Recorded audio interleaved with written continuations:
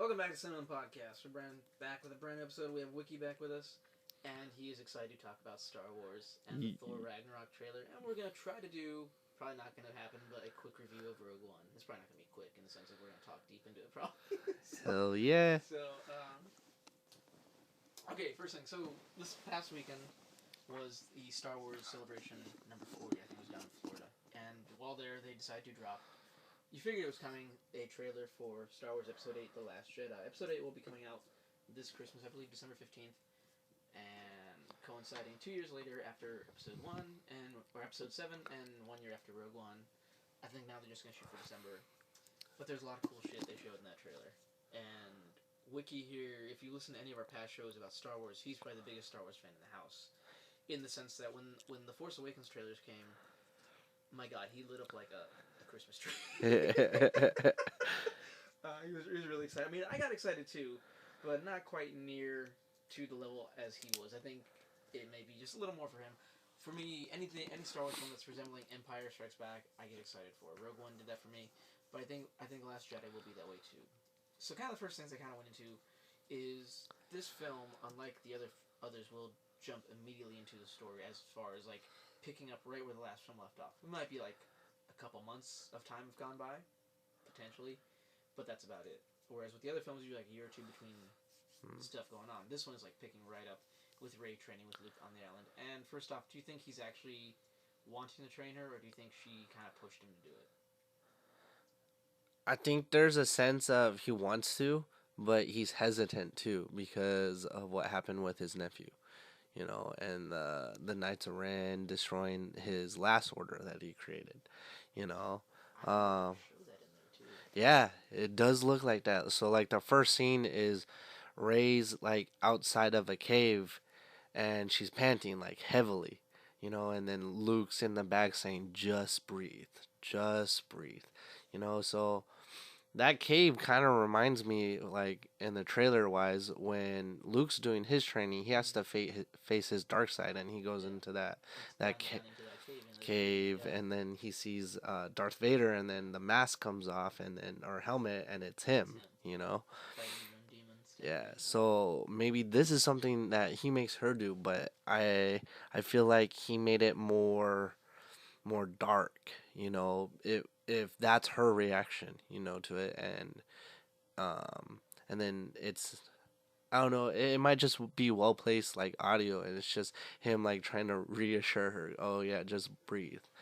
Let's you can continue playing. So like the Lucasfilm splash screen shows up, Anytime you see that now, yeah. It's just a joy. Disney knows what they're doing with these properties. So the island that Luke's been staying on shows up, and then during the background, he's saying, just breathe, and then Ray's out. Looks like she's meditating next to the ocean, does a cool force power thing where she's floating the pebbles. Made me think a little bit of Man of Steel. Like when he first learning how to fly. Like yeah. Pushing down into the ground, you kind of see the snow and everything kind of circling around him before he takes off. I feel like doing that many pebbles would like takes a lot. I feel like if she's juggling that much with her mind, but I guess coming from the older movies, they couldn't show how much a Jedi could do.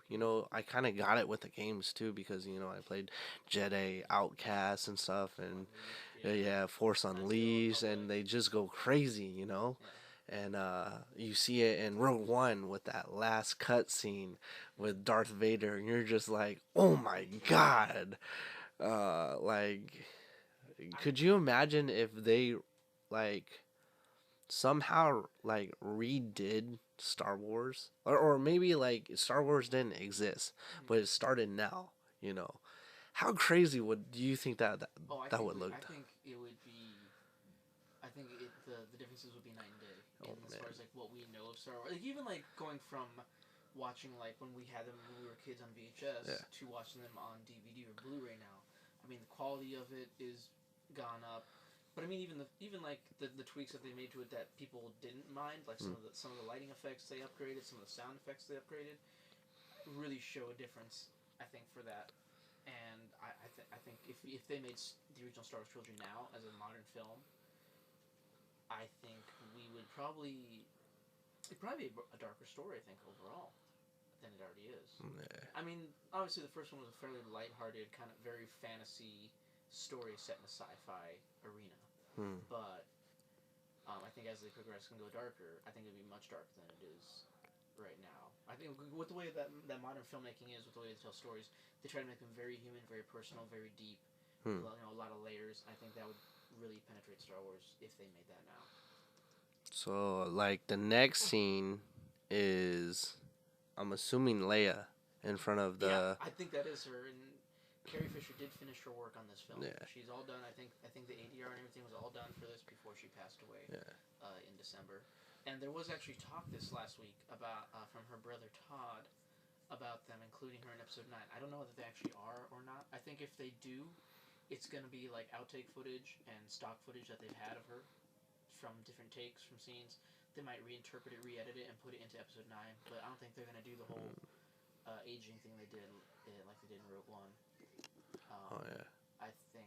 Well, because I was thinking, you know, you could just, you know, take that stock footage, you know, reanimate it, kind of like what they did, you know, in Rogue One, and then reapply it, and then kill her off. They could do that, but I mean, whatever dialogue you have of her is what you have. So you'd have to actually write the scene around whatever was already pre-said to have her in there.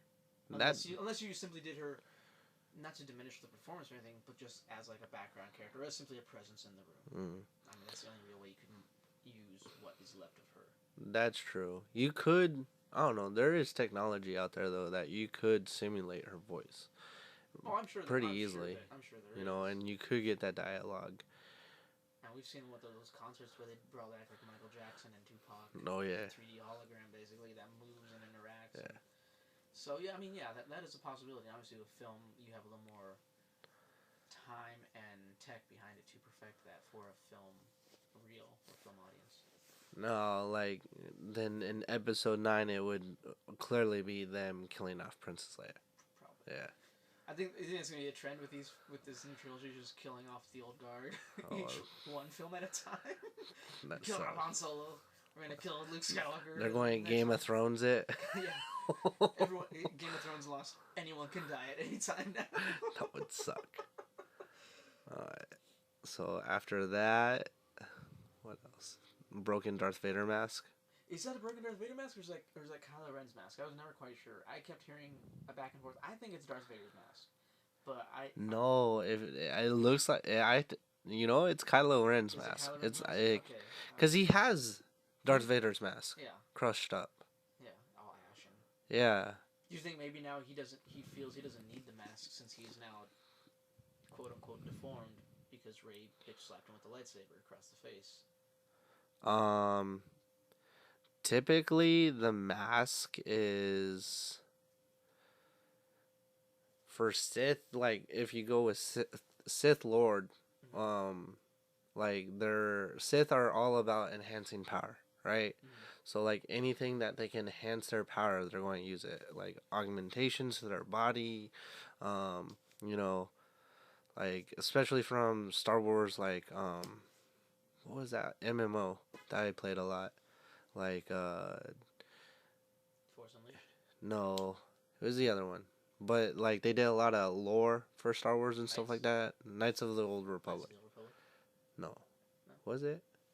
That's the one I know that kind of goes really deep back into like the Republic and the Jedi. And no, it's an MMO, but they did like different branches. Like you could be a different class, but I was Sith consistently in that game. Hell yeah. Only way to be, you know, like you grow up being, oh yeah, I want to be the, a Jedi, and then you get older and Sith all the way. I still want to be a Jedi. The older I mean, Sith is cool, but I still want to be a Jedi. But yeah, so like the mask and stuff usually hides their deformities because they want to be presented as, powerful. Deformities kind of take that away, Anakin Skywalker used it because he needed it, Well, yeah. at the end. Yeah. I don't know. Maybe this is the result of a temper tantrum. Maybe Another one? we'll see. bitchy kind of in an all new Star Wars movie. Some tree thing. Oh, she's like in the library? I think so. Because that's the... What symbol is that? Isn't that like the logo for Jedi Academy? Or for Jedi Council?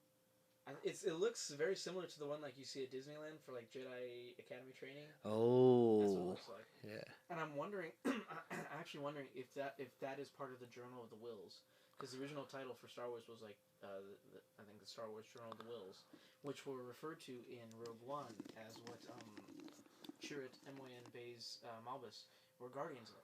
And in the Jedi Temple on Jeddah, they were the guardians of the Wills, which I think is like the lore, or like, I guess you could call it the Bible of the Jedi, with like their history and their belief system and everything, and the laws of the Jedi and the codes, everything written down in there, and like their training ground base. I'm wondering if that's what that is.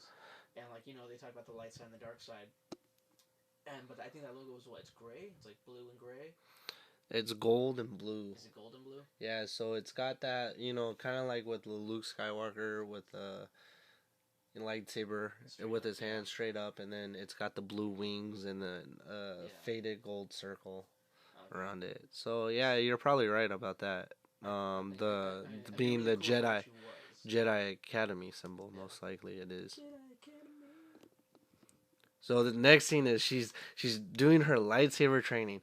You can't tell what type of lightsaber she's using, because she could easily be using like the standard one, or it could be like what you wish for, a staff. Yeah. Yeah. I've been claiming or saying ever since we saw Force Awakens that I want them to take Rey's staff and make it a double-sided lightsaber, similar to Darth Maul's, but one that extends and collapses as she needs. Yeah. It's like if she needs to like just go a little further out, she can pop it out, and if she needs to tighten it up, she can tighten it up as she wants to. Like throughout battle, you see this thing going back and forth. It's all crazy, because we've seen crazy Star Wars lightsaber fights now with the modern stuff that they do, especially when we had Darth Maul. We got to see some really cool stuff done with a martial artist with a lightsaber. So now let's add to that now. Yeah. So like the camera pans around the mountain, and you see, holy crap, you see her training, and then up the mountainside is Luke Skywalker or some figure watching her train. And so like if it's Luke Skywalker, you're like, is he that apprehensive about training her that he's keeping his distance away for her? Or is this a better vantage point for him to watch? But the distance between them two is very like dominant. You can profoundly see it. Yeah. I think that whole shot kind of made me think of Highlander and or the Karate Kid, like the whole kind of training thing, the master and the apprentice training, like that. That's just like what it. I was like, what is it? I was like, oh my god, it's a lightsaber! Ah! You know what it reminded me of? In episode 3, where Obi-Wan's got, I have the high ground. You can't defeat me. I have power.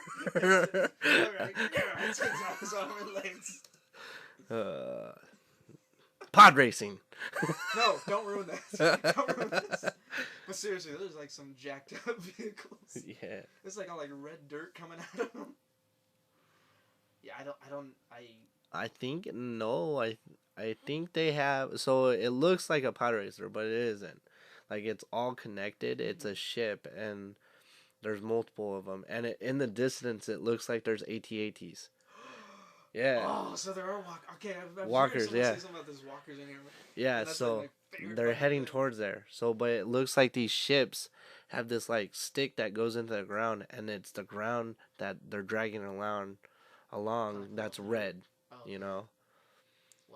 Okay, I did not see that. I'm sold right there. You said there's walkers in this movie. Yeah. I'm in. Okay. Hook, line, and sinker. But that pilot sucks.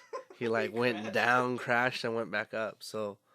Maybe he's new. It might be maybe Finn, who I think is actually coming up in the trailer, fairly shortly. Yeah, he's like in some pod. Oh, there's Poe running towards his ship, and then with BB-8, and it blows up. Dude, that's good. So you think like they find the rebel base?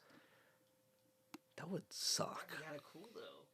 I mean, we've seen it happen before because when they found him on Hoth in Empire Strikes Back, they found him before. It's like, it's all happened before, it will all happen again, type of thing. But that'd be cool. Like who's driving the Millennium Falcon? Probably Rey, because remember she and Chewie and R2 took it to go find Luke, so it makes sense that she would still have it. Oh. Yeah. So. No. Yeah. She went. Oh yeah. She went with Chewie and R2, and they found Luke at the end of Force Awakens. So she's in a space battle, or not, sky battle again. That looks fun. Yeah, blowing up ships. That was like one of the highlights for Episode 7 for me, was that whole chase through the... She's running. She looks like Anakin Skywalker when his mom got killed by the Tusken Raiders. Oh, angry. Angry with the lightsaber. Aggressive negotiations. Kylo Ren. So it's him with his lightsaber pointed out. Yeah. It's got the crossblade, right? He's got his emo long hair, the scar down his thing. His eyes look like Sith. Like it looks like he's like that gold type thing. Yeah. So it's like he's not human, or like he's different. Like there's evil inside of him, dark side, which is freaking awesome, man. Like he full on Sith after killing his dad. So the next scene is Luke like falling down with R2-D2. So this is, I believe, is the temple in the background getting burned down. Because the next scene after this is like the Knights of Ren. I think the Knights of Ren are in the next one. Knights of Ren, and it looks like no, they're stormtroopers. So it's that one character, the silver. Oh, Captain Phasma. Captain Phasma is yeah. Back in this one. So it looks like her with stormtroopers. So I'm wondering if they're gonna tell us how she survived the destruction of Starkiller Base. Because remember, they made the whole kind of trash compactor joke was like the last scene with her in Force Awakens, and we never saw her in the rest of that movie. Yeah, so it looks like she's back. A space battle. Space battle! Yeah. And... Here. Oh, it's Luke Skywalker being all emo. And then the splash screen of Last Jedi. No. Yeah. So him being all emo, he makes the thing is, I believe, or... I think the Jedi should. It's time for the end. Yeah. So yeah, I think that is him saying that. I'm fairly positive that's him saying that. Yeah. But I also think, I feel like this is in the beginning of the movie, where it's more despondent. And Rey has to convince him, because like Did I give him that pep talk? Yeah. Kind of like Yoda was kind of like. Unwilling to train Luke, so maybe it's that type of relationship where Rey has to go, you know what, you're like, come on, I know back then, but this is different, I'm different, I'm the chosen one. I think when they do start go through Rey's training, I think it'll be easier for her because she took to it very naturally in the first film, or in Episode 7, to the point of, a lot of people were accusing the writing of her characters like a Mary Sue, like that character is just capable of doing anything that the plot requires. And of course, because this is a work of fiction, it has to, otherwise the plot doesn't move forward. But I mean, the way she took, once she kind of understood what she was capable of, she just took to it. With like the whole kind of, she did the whole, I think, little mind control thing once on the Stormtrooper. Yeah. See, calling a lightsaber to her and fighting off Kylo Ren. Yeah, I mean, like I think for her, it's much more natural. So that now is she? Because there's been a lot of theories about her birth, and supposedly, from what you're hearing from the actors, it's supposed to be like very obvious that she is someone's daughter or niece or nephew or something like that, So like I guess it's pointing into the direction that this is Luke's daughter. I think I like the theory that it's Obi-Wan's daughter. That would be cool. And then instead of it would be the he had to leave her. Yeah. Somewhere to protect her. That he would leave her somewhere. Because knowing he had a child, and thus because he's already set charge of watching Luke when he was young, and then for Obi-Wan. But wouldn't that mean she's older? could have been born around the time he died. So he wait. That's a theory. And plus, we don't actually, since these aren't necessarily human characters so much as humanoid characters, we actually don't know their age range per se. Well, I'm just saying, how is he reproducing when he goes off onto, like... I don't know. I want to know that story though. I want to know what he did out in the desert for 20 years. That's a movie that they keep hearing people. No, don't do that motion. No, oh god. But no, I mean, that's like of all the Star Wars movies they keep announcing, like they want to do a young Yoda. They're filming right now Han Solo film. They want to do Boba Fett. I don't care about Boba Fett. I want to know what Obi-Wan Kenobi was doing for 20 years in the desert. I want that to be like a 2-part film. And get Ewan McGregor back from the prequels as young Obi-Wan, and he's old enough to now play older Obi-Wan, and they can gray him up a little bit, and have him have adventures on Tatooine, or do even like little side stuff, like while Luke's growing up, hey, I gotta take care of this, and I gotta do this now, I gotta go off world for a bit, and I'm not like he has like little meetings here and there with Uncle Owen and Aunt Beru, while Luke is too young to know who he is. Like, he's the crazy old wizard. That's the story I want to know. That would be cool. Well, and then Disney definitely proved that one-shots work. Yes, they did. Rogue One, oh my god. Because that was one I actually was more excited for that movie than I was for Force Awakens.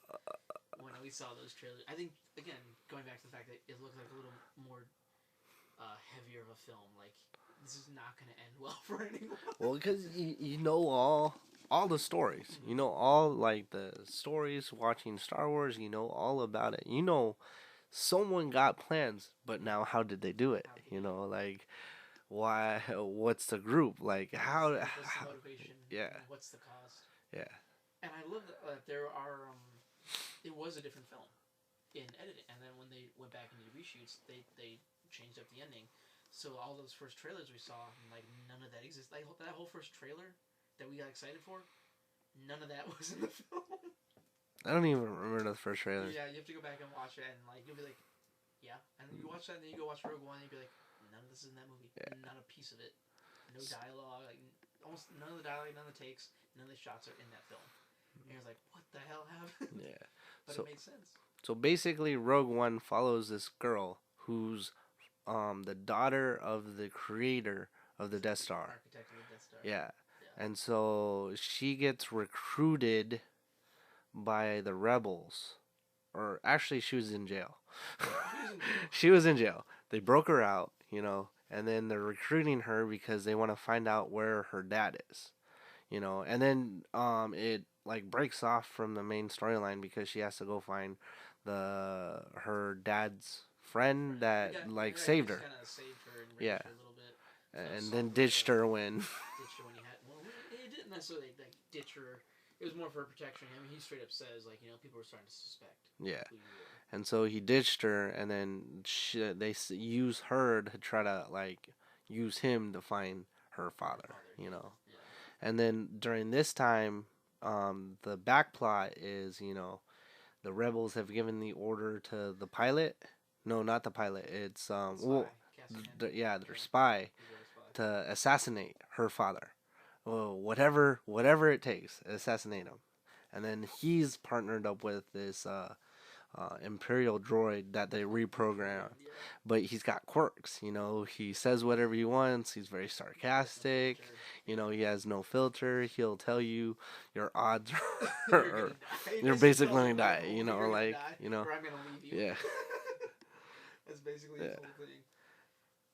But with the way they did Rogue One, in the idea of it was, I think, originally conceived by John Knoll, who's one of the visual guys on the prequels, was taking that first sentence from the original Star Wars film where it says, it's a period of civil war. Rebel spies striking from a hidden base have won their first victory over the Galactic Empire. During the battle, Rebel spies recovered plans to the Empire's ultimate weapon, the Death Star. So just from that first paragraph is where they got this whole movie, the whole concept of the film. It's like, okay, well, what is that story exactly? And then, they always had different ideas, different plot points, different ways to go with it. That ultimately leads to a story that you are familiar with, but really know nothing about. Yeah. And so they get to tell you exactly what it's about. And it ties together beautifully into original film in that it feels gritty and it feels dirty and all the technology looks like practical and again like real sets, and you know they're outside when they're in on the beach. They're on a beach filming, and you got stormtroopers walking through the shore waters, and AT-AT's taking down a tropical forest and stuff like that.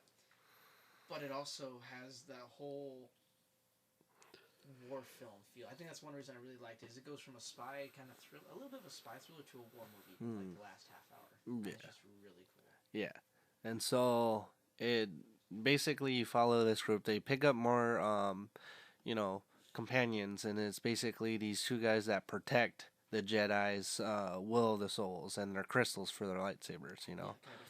Yeah. Which is apparently what they say is what powers the Death Star's laser. Yeah. The kyber crystals. Because the Empire's been collecting these crystals at this planet. Now, they test the Death Star on the same city on the planet and completely decimate it, you know. You get to see Darth Vader in the movie. There's a kind of a, there's boring... a political thing in there. And yeah. The original kind of supervisor of the whole Death Star is director Orson Krennic, who then gets usurped by Grand Moff Tarkin, who you recognize from the original trilogy, was the kind of main officer of the Death Star, who was played by Peter Cushing, who died. So, okay, how do you do that? Well, they found a way to essentially bring back the dead, in that they took an actor who had similar features, could do some voice mimicry of Peter Cushing, motion captured. I mean, filmed him on set. He interacted with the main cast, and then motion captured his head and put over him a likeness of Peter Cushing that looked so convincingly real.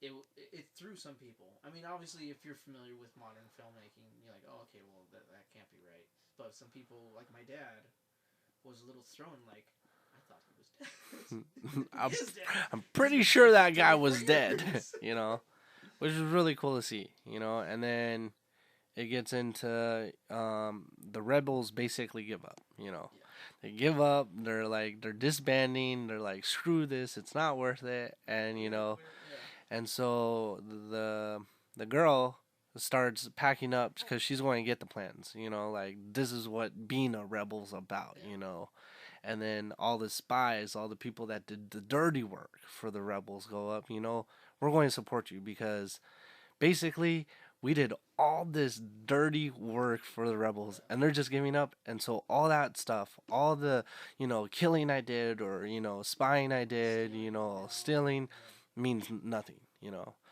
So they go to the planet where Scarif, they go to the planet to steal the plans. And this planet has a giant shield over it too. Yeah. And they have to I'm sorry, it kind of reminded me of Spaceballs. So it's got that going for it, and then it ends up they have to broadcast it to a ship because they can't get off planet, and it just turns into this big war, the only people part of the rebel groups to follow suit to Rogue One, is the fish guys. Calamarians. Yeah, calamarians. Yeah. Yeah, that whole ending battle of Rogue One was just so cool, and if you haven't seen Rogue One, we're just gonna spoil the hell out of it for you if you haven't been paying attention. To see the main cast, like the main 6 characters, just get picked off one by one. Oh, the robot was the hardest. I never tried so hard for an android in a film. An android played by one of my favorite character actors, Alan Tudyk, who, if you watch Firefly, he played Wash. He was the pilot of Firefly. He's the voice of Duke Wesselton in Frozen, and he's done a lot of... he's the voice to the rooster in Moana, yeah. He's Hey in Moana. He's also the, it just left my head. Oh, King Candy in Wreck-It Ralph. Yeah. So, but he makes the ultimate sacrifice where he basically, like, kind of tricks them to go up, and he barricades them in there, and then... he locks the vault that they're in to get the plans, and basically, he takes the brunt of it and just... I was just sitting in the theater, just, like, tears in my eyes over... And I would kind of... I'm crying over a fucking robot. Yeah. Oh man. But it's so heartbreakingly good because the way they developed his character, the whole film, by that moment, you completely bought it.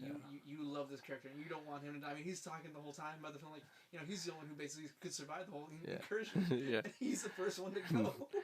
And then you lose the Guardians. That was rough. Oh my god. Because I remember when we saw the trailers and as we were getting closer to it, you were just big on Donnie Yen being in Star Wars. Hell yeah, and especially international stars Donnie Yen in the Star Wars movies. Especially reading the fact that he created a martial arts for this film. You know, like the one that he does, and then he matched it to what this is supposed to be. And he does a great job. And he's a blind guy that he chose to be blind. Like, that was his idea when they were developing character. He's like, oh, he's gonna be blind. Yeah, he's completely into like I am one with the Force is with me. I'm one with the Force is with me. So he dies off by he goes to connect the main comm. So they can. Oh man, and he blows up, and then his partner that protects him because he gave up on the Jedi. He's been following Donnie Yen and protecting him this whole entire time, and then Donnie Yen's motto or mantra is "I am one with the Force is with me," you know, and so when he gets blown up. His friend, you know, can finish it, starts killing off people, and is saying the same mantra, man. And then he gets killed off. Oh. And then you have the pilot. Now the whole reason the rebels even know about the plans is because there was a Imperial cargo pilot, Bodhi Rook, who had defected, and he was basically telling people that, you know, this is what they're building, this is what they're doing, this is not going to end well for anyone. And so he defects. So his whole thing was he was a calm guy. He was able to kind of, because he knew all like the passcodes and everything for the Empire, he was able to get in and out of places, get ships, get them to work, and run communications, so they could kind of cover the rebels as they were sneaking into Scarif to get the plans. And his whole thing, like once he gets the whole message out after Donnie Yen connects the comm tower and dies, then he's able to get a message up to the rebel fleet. And then you see his grenade get pitched into Rogue One is literally the name of the ship. It's the ship they steal to go into Scarif to get the base. So you see a grenade get pitched into Rogue One, and he just looks at it, and you see his leg and he's gone. He's like, fuck, man, they're just killing him. Is no one going to live in this movie? Like, we're just like, 2 left. We're still good. And so, as Wiki said earlier, K2SO, the robot, had locked our main leads, which are Jyn Erso and Cassian Andor, had locked them in the vault to get the Death Star plans. So they get the plans. It gets stuck. So they actually blow the glass between them and where the tower is that has all the data plans. They go get the plans, and as they're climbing the plans, they get stopped by the stormtroopers. Come through and start just kind of trying to tag him on the tower. Cassian drops. He gets knocked down. So you're basically like, okay, he's dead too. So there's number 5, and Jyn scuttles her way up to the top of the tower and has to realign the dish to get the communications out. Once she gets up to the top there, the whole thing is that they have to get the shield that's over the planet. They have to shut it down in order for her to be able to transfer the plans to the Rebel Alliance. So, in order to do that, you have to have a big space battle. So, this movie, which has enough going on already, has a epic space battle. And what they do in that space battle completely came out of no one, I don't think, knew a word about this that I'm aware of. So when it happened, it took me completely by surprise. They had a ship called the Battle Ram. Corvette Hammerhead. Hammerhead, Which is basically a ramming ship. It's a suicide squad. Yeah. a ship full of people, and they just ram into Star Destroyer, push the Star Destroyer into the shield, and blow up. Yeah, and blow up. And so Jin's able to get the plans out. And as she gets the plans out, then Director Krennic catches her on top of the tower, tries to give his whole big monologue, and Cassian shoots him. Doesn't kill him, but shoots him. And so Jyn and Cassian escape down back onto the beach. Now, all this whole time, while all this is going on, the Death Star, Grand Moff Tarkin is aware of everything that's going on, and comes to Scarif with the Death Star. So as all this is starting to now settle down, they've got the plans up, the rebels are now getting copies of the data plans, everything is done. The mission is complete, basically. The Death Star comes up over the horizon, and they destroy the base on Scarif. So, your 2 leads, after all this, are standing on the beach as this giant, basically like an A-bomb is dropped and just works its way across. What's that new bomb that we created? The F-bomb? No. That it's like it's a non-nuclear, but it's a massive explosion that we just dropped on ice. It's basically that. So they do that, and you're like, oh my god, and you see them get engulfed by light, basically, and you know they're gone. So now the rebels are aware of it too. The whole rebel fleet, they're like, okay, well we gotta get the hell out of here now. We got the data plans, so let's go. Earlier on, about 10 minutes before all this, the Empire's like, you know, what do we do about the rebel fleet? Oh, Lord Vader will take care of them. Throwaway line. You completely forget about it. So when the rebels are all now going, okay, we gotta get out of here, and all the ships are starting to take off, boom! Out of nowhere, the Star Destroyer comes in, and the ship is literally fucking crashing into it and breaking apart. And you're just like, oh god, I forgot! And they see, they're talking to Lord Vader. The rebel fleet is crippled. Prepare a boarding party. And in this moment, I don't know what I was thinking, but in this moment, I was like, oh my god, they are remaking the beginning of Star Wars. And that's completely what I thought. And you would think it too, because the way they set it up, you're in a corridor, it's all white, there's all these guys wearing blue shirts, black vests, and these big old kind of half pistachio helmets getting lined up with blasters. And you're like, they're doing Star Wars. They let them remake the original Star Wars opening. Oh my god, this is so weird. Is this good? Is this bad? How should I feel about this? All within like a 5-second period, I have this thought. But then there's something about it that's off. It's all black. And you're just like, it's all black. And you just hear breathing. You're like, is that me? Or is that the movie? It's a bit of both. And this lights everything. And you're like, oh shit. And for the next 90 seconds, you are in complete suspense and awe and horror all at once. As Darth Vader plows his way through like 20 soldiers. And not just like, you know, toss them aside. I mean, choking them and cutting them in half and running them through. Pushing them into the wall. Blaster shots and throwing blaster shots back at them. And he pulls all their blasters away. And it's like, oh, for 90 seconds. And you were terrified because at the very back of this row, against the wall, against the door that is stuck, is the guy holding the Death Star plans. And he's like, open the door, open the door, open the door. And they can't get it open. The other guy's in this other door trying to get it open. He's like, here, take it, take it. And as the guy takes it, he gets run through with the lightsaber through the door, and the door opens up. And the other, these other soldiers are running in the hallway, and they lock another door. And this dude like hits his button, and goes launch. And you're like, what are they launching? And motherfuck, if it isn't the coolest thing to me, at least for me it was. I don't know about for you. Is they show you the underbelly of this rebel cruiser, and out of it drops the rebel blockade runner. I forgot the name of the ship. Someone out there is going to be yelling it right now at the show. Like, you an idiot, you should know this name. It's the rebel blockade runner from the opening of Star Wars. It drops out and takes off. And right there on the edge where it launches, Darth Vader is like, just like kind of fuming a little bit, like he was this close to getting it. And I think they said the time frame between the end of Rogue One and the beginning of Star Wars is like 6 hours. It's not that long. So for me, when I was sitting there, it's like, okay, you know, I know how this movie ends, but the way Darth Vader is plowing through these guys, I don't think they're going to make it. There is no way they're going to make it. Like, Jesus Christ, he is pulling them, choking them, slashing through them, running through them.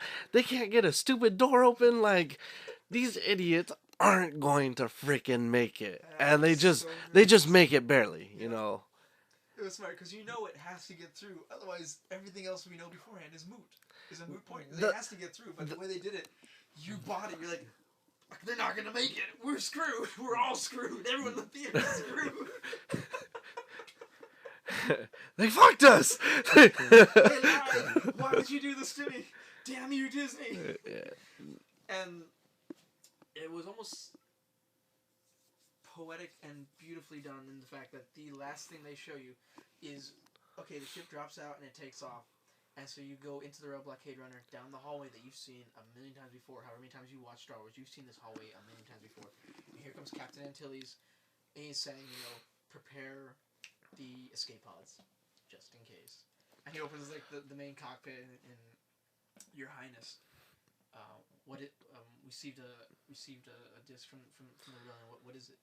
And you're standing there, completely with their back to the camera, is this short girl all in white in a white robe, and you're just like, no, did they really do this? Are we really doing this? And she turns around. They don't show your face. She turns around, and he gives her the disc, and he goes, "What is it?" And she turns back to camera.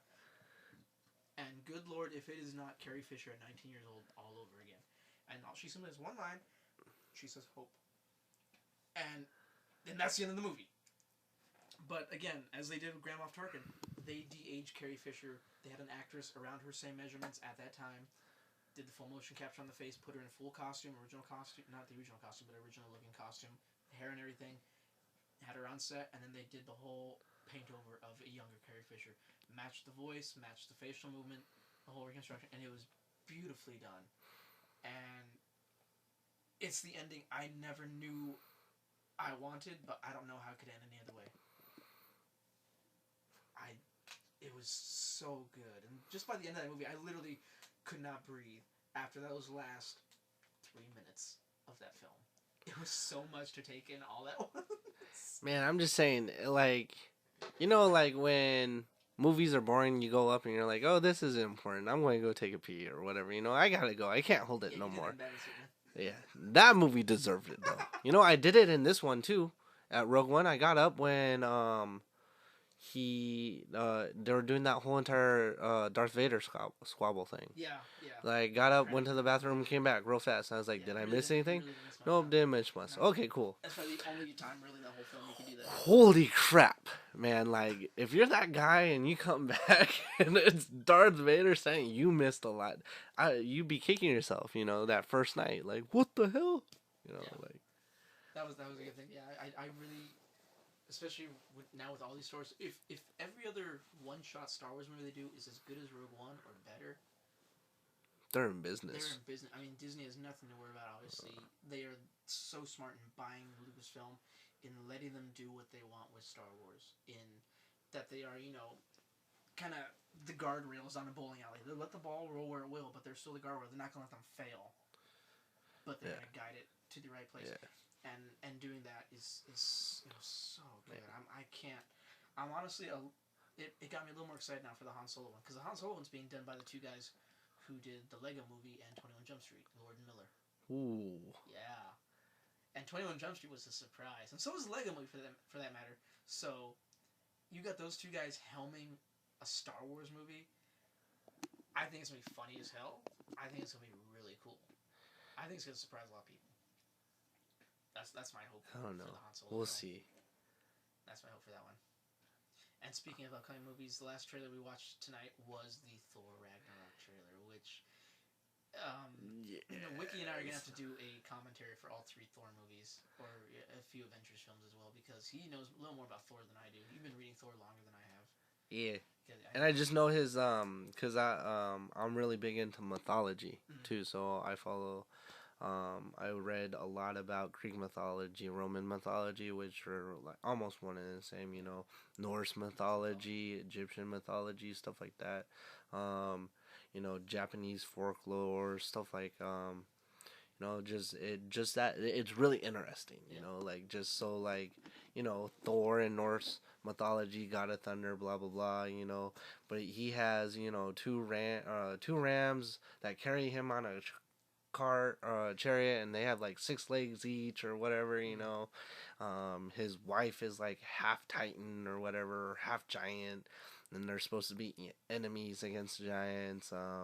You know, Loki's got a daughter, Hela, which is in Ragnarok, and her bottom half is supposed to be, you know, skeleton. She's basically death, you know.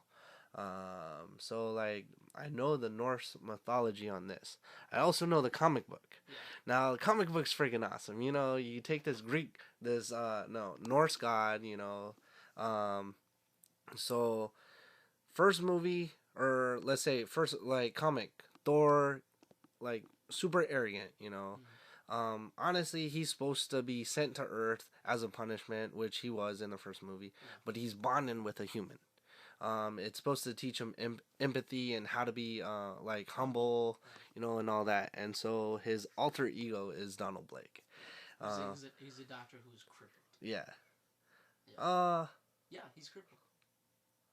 Or I think, at least in one incarnation, he was. I think so. But like the most current ones, he isn't. Yeah. Might have been because he's bonded with Thor too. You know, um, there's other incantations where Thor's like this crazy person, and then all his power comes from like the belt and the hammer, and it simulates everything.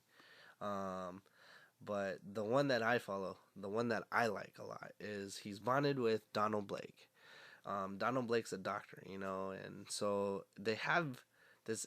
It's almost like Hulk and Doctor Banner. This internal conversation constantly between these two forms. And so Donald Blake has a stick, and he strikes it on the ground, and he turns into Thor. I really wish they would do that. Yeah. And I know so they talked about doing it and they didn't do it. yeah. It's hard. You have to establish Thor first. You have to establish Thor first, and then you'll get to this interesting conversation because at one point his hammer breaks, cracks, or Yeah, the hammer cracked, It cracked. and then it messes up their transformation. Like Donald can't transform with his stick because his stick's broken in half. Yeah. And then it took Doctor Strange and something else to fix the hammer, and Fall of Asgard was awesome, especially with Loki going, realizing his mistake and going, I'm sorry. Ragnarok, after Ragnarok, it's Thor back on Earth trying to find the other gods and his friends and establishing Asgard, on Earth, which is cool, so Thor's a very interesting character, I think a lot of people don't like him because, he's a god. He can't be a superhero. But, this guy, pretty cool. I mean, it's great. I mean, when you can humanize a god, basically make him somewhat relatable and help understand, what it is he's missing in life. Well, if you think, because if you, this is like goes further into the debates. If you think about it, all superheroes that aren't human are pretty much gods. They're different. They're more powerful. They're stronger. They can do whatever the hell they want to do. Compared to us that are bound by law, we have to follow it unless we get in trouble. These guys, there's no consequences really. It affects other people, but it doesn't directly affect them. They could like go kill someone and then break out of jail. Unless they're willing to stay. Like Superman, like in his movie, he's in the handcuffs and he's like, I can easily break out of here, but it calms you guys down. So stuff like that. And if you read like what's that comic book? Oh crap. I don't know which one you're thinking of. It's the one where Superman turns evil. Injustice? Injustice, yeah. If you read that one, Superman basically is vice versa. He becomes the world dictator. Yeah, martial law. Wonder Woman's on his side. Batman's on the other side. Stuff like that. So it's stuff like this. But that's like a completely different debate. Yeah. That's my argument because people like just pass over Thor. Oh, he's a god. Like That's blah what blah blah. I originally passed over Thor. You got me reading that series from like 2007 or 2008, the J. Michael Straczynski, which is when Thor again is back on Earth and has to find the Asgardians and reestablish Asgard. It was really cool the way they did it. And I think a lot of that was the basis for like the first movie and how they did some stuff. At least the characterization. Yeah. So let me pull up He's gonna pull up a Ragnarok. So the Ragnarok storyline is basically, for this film at least, I think they are going with Hela coming to Asgard. I think looking for one of the Infinity Stones. Basically what she's doing, and in the process will destroy Asgard, scatter the Asgardians, and Thor will basically be jumping across the 9 realms, seeking help, and I think the stone as well. So it starts off with Thor, basically this figure, it ends up being Thor, being thrown down into a hellish pit, and he's chained up. And like I didn't realize when I first watched this, he swings around and he goes like, this looks different, like awkward, or something like that. It's a long story. And then it's him proceeding to like start off telling his story on how this incident happen. How he got to So, this place. Yeah. so it sounds like it's a circle plot. I hope So so. basically, you start here with him telling his story about how he's in hell and stuff like this, and he'll go through from this point to the beginning, circle all the way back, and then it ends up with him. And hopefully, they do something with him at this point, and then that's the end of the movie. You know, Oh, okay. in the film, like he breaks free or whatever, or he starts his next journey or something like that. That would be cool. You know, but most of the time, circle point plots basically end up where he is, and then they end right there. I like that continuations bit because you know how long was it until the next the last movie for this one come out? It's a 3-year period, I believe. 3 years. About So 3 years. you know we'll see him in Infinity Wars, but you know Yeah, standalone movie. Yeah, for the next standalone way. I agree. Yeah. For this one, I think it's him having to run across the 9 realms, finding one of the Infinity Stones, and also finding the other Asgardians, like his father. Obviously, at the end of Dark World, Odin was replaced with Loki as the king of Asgard, in that Loki was disguised as Odin, and we don't know what happened to Odin. Yep. So, if you saw Doctor Strange, the mid-credits scene in Doctor Strange was Thor coming to Stephen Strange, basically, I think, seeking help to find Odin Allfather. And so Stephen Strange basically agrees, you know, if I help you find him, you'll all just go back to Asgard. Yes, of course, okay. Let's get started.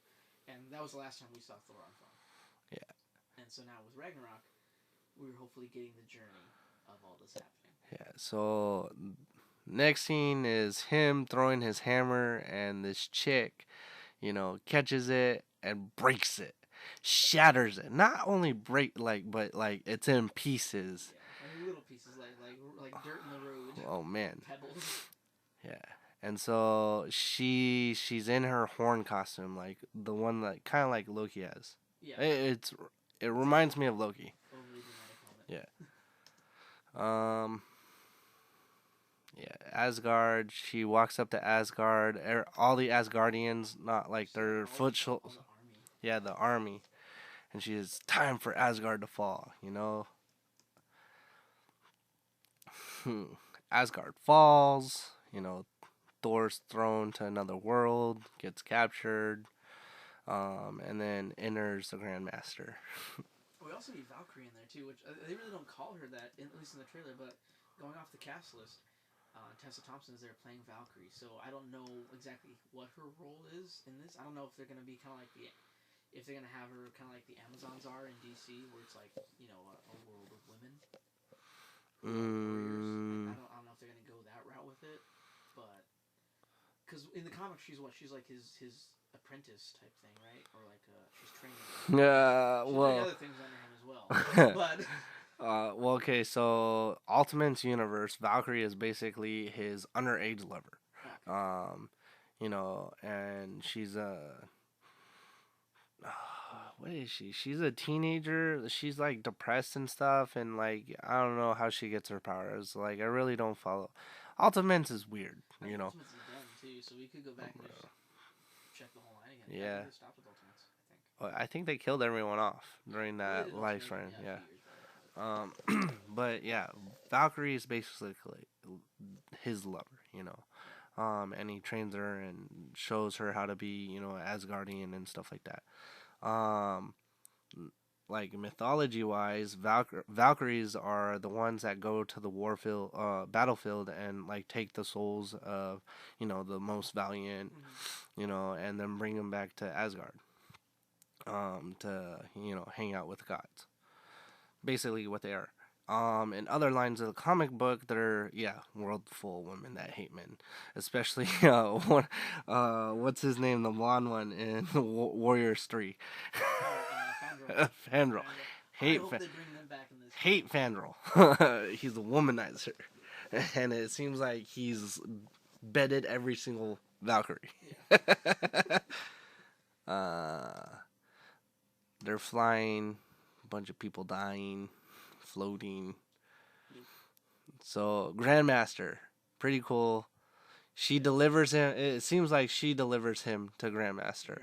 And the Grandmaster is one of like the kind of like overseers of the entire like Marvel universe. You have the Grandmaster, you have the Watcher, and you have the Collector. They're all kind of like big overseers of the entire Marvel universe, at least in the comics. The way they're playing them in the films is obviously different. I don't know what they're gonna do. The Grandmaster in this film, they have Jeff Goldblum playing him, who's always an eccentric actor. It's fun to watch. But the way that the makeup and everything on him, it looks almost tribal with kind of like the face painting and such, and the bright colors. It looks really cool and kind of, I guess, very Roman maybe. With the whole as we go through the trailer, you get to the arena. Yeah, the gladiator style battle. You know, he's got his shield. He does this. He's got his winged helmet, which is awesome. Yeah. But they switch it up so where like he puts it on and then he puts the wingtips on to like strap it in or something. Yeah. You know, he's got like this mace type thing. Yeah. You know, and then the other contenders coming through the door. So. This is like one of the most I feel like it's going to be one of the most iconic, you know, introductions. Like everyone remembers the scene from this trailer, you know. So not only is it funny, but it brought on a surprise and introduced the Hulk. So basically Thor walks in, he's downtrodden, you know, he's like a slave. Basically a slave. He's a gladiator. And, you know, he puts on his helmet and he's like, okay, let's get this over with, you know. And then they introduce the other one and it's the Hulk. Hulk busts through and, you know, his reaction is, yes! You know? And then everyone just in the crowd just goes silent. And they're like, what? And he's like, oh, I know him. We're friends. We're friends from work. But it seems like he's fully Hulk, and there's no Bruce Banner. Yeah, you know, I think it's gonna be most of the movie is just gonna be Hulk and Thor running around. Honestly, I hope they do that internal struggle where it's Bruce Banner as Hulk's conscience, you know, and Bruce Banner is the one talking to Hulk, and you know, Hulk's like, oh well, you know, puny man, blah blah blah, and then Bruce Banner's like, no, you stupid idiot, he's your friend, like, you know. So that introduction to that relationship can turn into, you know, Donald Blake and Thor. Yeah. You know. I think it's really, I like that they're doing that with them because obviously that's the one that he's fought the most. Like from the Avengers, when Hulk first turned into Hulk on the helicarrier, he fought Thor. Yeah. And then during the Battle of New York, they were paired up together on Leviathan, taking out aliens left and right. And at the end of the year, punched him to the side. Yeah. It's kind of like a little thing. And then obviously in Age of Ultron, they had the whole hammer lifting contest with everyone, which was fun. But you didn't get a lot of interaction because Thor went off and did a little side thing in Age of Ultron. But the last time we saw Hulk on film was at the end of Age of Ultron when he takes off in the Quinjet. And we haven't seen him since on film. We haven't heard from him or seen him. So I'm hoping this film kind of tells you where he's been. And there's a storyline they did was World War Hulk, I think. Oh, Planet Hulk, where he ends up on another planet, and he's basically the savior because his radiated blood actually makes a planet bloom. You know, it's one of the few animated films that, you know, Marvel has done, and it's actually really well done. Yeah. You know, it's really cool. He's basically a gladiator like he is in this film. You know, forced to work. You know, but he's more I don't know what happened, but I didn't really follow Hulk in the comics, but he's more intelligent. You know, he speaks, he's not all animal. You know, he's selfish though. He's still selfish. He's a big you know, big guy. You know, fights well, trying to explain, but basically in Planet Hulk, it's the king actually has these spores that killed everyone off and made them sick and mutate, you know, and die. And basically, he took over that way the first time, and then he's planning on doing it the second time. And Hulk becomes their savior, and then there's an uprising and stuff like that. And I forget what happens. I haven't watched that in a while. I need to boot up my hard drive. If I remember from the comics, it was basically the Avengers, the whole team had gotten together, and had decided the Hulk was too dangerous for the Earth. Oh yeah. And so they, I think, unanimously agreed to send him off. So they put him in a rocket and basically just sent him off into space for his own good and also for the good of the planet. And yeah, out there he ends up on another world and becomes a gladiator and eventually a king. And I think that's when he has his son Scar as well. Yeah. And yeah, becomes a king of a realm out there. And so I think that's where they're going to go with this movie. I think he might have already been a king or he's going to be a king. I think it's going to go down that road, but they are touching upon it heavily with him in that gladiator. I mean, it's pretty much I think the gladiator outfit they did for him in the comics, with like the shoulder armor and the helmet with the captain's crest on it, and the big old warhammer. There's a Netflix animated series, I believe.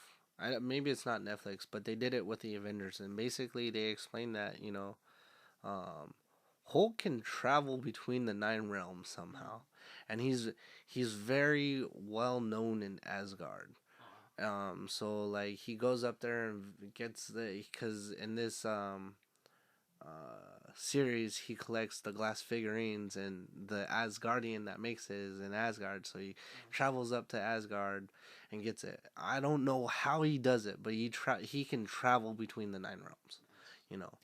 I don't know if it's he knows Heimdall real well, and Heimdall just opens the gate and lets him through, or he knows the secret passages like Loki, but I don't know how he does it. He does it.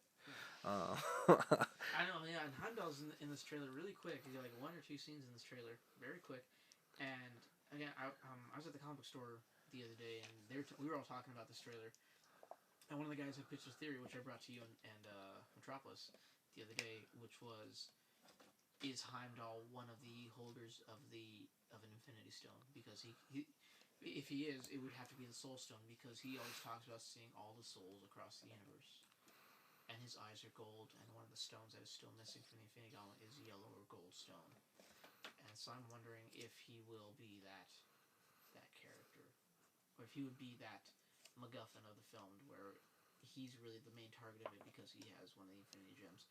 Whether Odin entrusted him with it, or if he stole it and no one knew, I don't know what they're going to go with it. But I'm really hoping they touch upon that as well in this film, because I think these next movies, Ragnarok and Black Panther, I think are going to touch on the Infinity Stones to complete the gauntlet. So by the time we get to Infinity War, they're all established. We know what they all do and what they're capable of together. So, which ones do we have? We have space, power. Okay, so space is Tesseract. Mind is the Loki scepter, the gem, or Vision stone in his head. There's reality, which is the ether from Dark World, the red stone. Fucking Dark World. The Power Stone. Guardians of the Galaxy. And we have time from Doctor Strange. Doctor Strange. So 5 right there. So we're missing 1. Or then we're missing Soul Stone. So either Black Panther or Ragnarok. I think we'll touch. Ragnarok. I'm thinking Ragnarok. I think Black Panther needs to be more of its own story. Still, again, within the canopy of Marvel, of everything else going on around it. But I think it will be its own personalized story that happens in Wakanda only. Why? Because they're all African? Maybe. But no, I think also that really establishes the kingdom and the lore of Black Panther. That would be cool. I like that. Yeah. And they even straight up say in Civil War that Black Panther, it's not just like one person. Like it's a mantle passed down from warrior to warrior through the ages. Is the title of Black Panther? Yeah. But that's how it is in the comics. So I'm hoping they go through that history in Black Panther film. Because it was his father. It's actually a kingship, and then the Black Panther does not. It's inherited. I don't know. It's really weird. It's inherited through blood, and then you have to prove yourself to it, So it's some deity too that's giving them power. On top of that, I don't know. It's really weird. Really weird, man.